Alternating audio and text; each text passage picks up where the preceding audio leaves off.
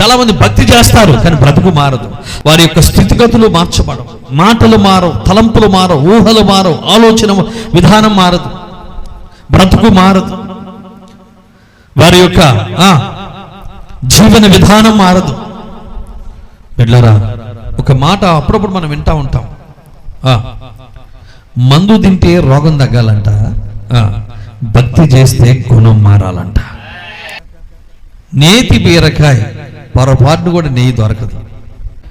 విశ్వాసం ఉండదు, పేరుకు విశ్వాసం ఉండదు, పరిశుద్ధత ఉండదు, నిజమైన ఒక పోరాటం ఉండదు, వైరాగ్యం ఉండదు, తపన ఉండదు, తృష్ణ ఉండదు, ఒక మంట ఉండదు. దేవుని కొరకు మంట ఉండాలి. ఆమె చెప్పండి. దేవుని కొరకు ఒక రోషం ఉండాలి, దేవుని కొరకు ఒక పౌరుషం ఉండాలి, దేవుని కొరకు నిలబడాలి.